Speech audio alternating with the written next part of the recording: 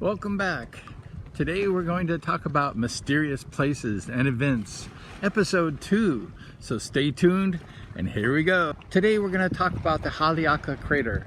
I arrived about 3:15 at the visitor center and the park ranger said you cannot go there because it's too late. I've never been there. I didn't know. I was only a young guy and I said, I will go inside that thing. And he said, okay. I signed the book and my death wish.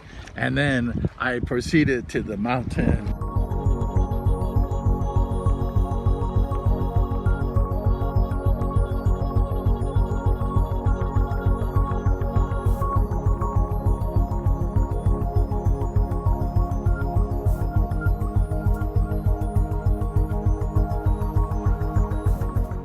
Haleakala Crater is in Maui, Hawaii, and it makes about 80% of the island of Maui, so it's a big crater. It blew like crazy.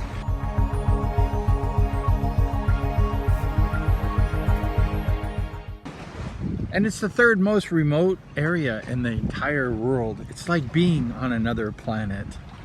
As I was walking down the hill, I ran out of trail. There was like 2 feet of section and I looked down and it was like thousands of feet on each way, and I'm like, should I go back to the car or should I take my chances?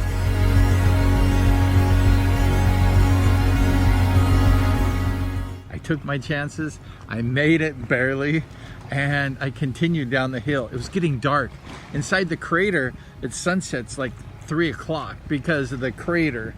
And I was walking down, I was running down the crater because I was trying to make my campsite before sunset.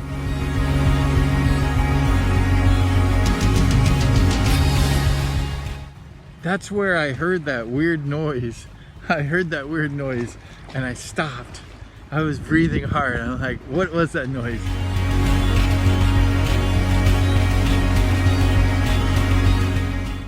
And then, as I said in my last video, part 1, the experience of the person inside. The cliff. It was a big cliff. You could not get there except for the birds can fly inside. And the man was there playing the flute and I said, I'm out of here. Take me home. Take me back to my campsite. It was called the Hosmer Grove campsite. I made it there just as it was dark.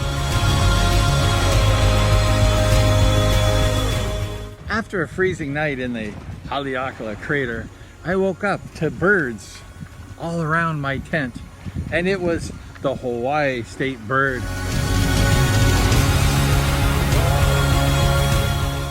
They were looking for some food. It was the only area, I believe, in Hawaii that these birds live, so they're very rare. Completely alone for the next several days inside this crater. Alone. There was no human beings down there.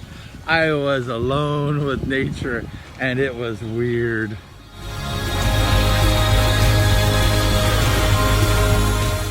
I explored. I had a very heavy backpack full of my tent, food, water, and I just kept walking all around the base of the crater.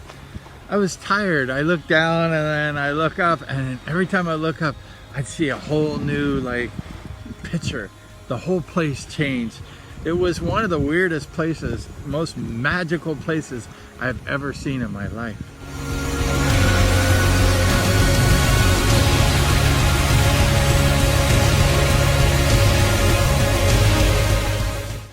One time I looked up and I saw all gray and black, like I was in another planet, like I was on the moon.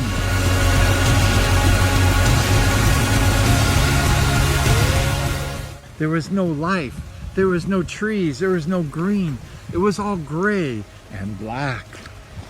I stopped to take some pictures of it and it just blew my mind.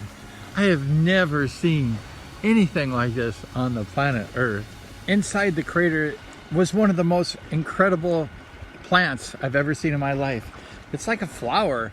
They live like 90 years.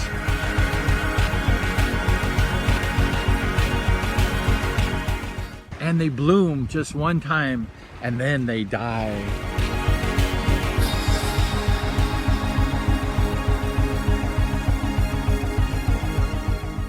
So when they bloom, it's a very magical, very special event.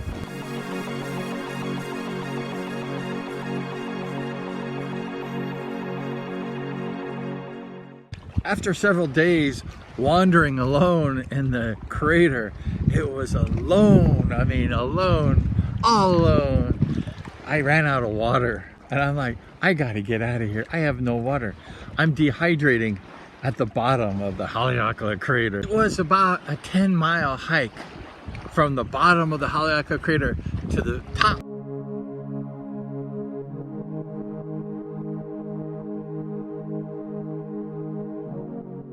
I just was dehydrated. Have you ever been dehydrated? It's horrible. And every step was like hard to do. I could not move hardly. And I kept walking, pushing myself every step up the hill. It was an early morning and I didn't know it, but there was a lot of day hikers. They would come down the bottom of the hill, touch the bottom of the Haleakala crater and go quickly back up with lots of water and lots of food just for like the day, for the half a day. And I was in the Haleakala crater for days and days, unshaven, dirty, smelly.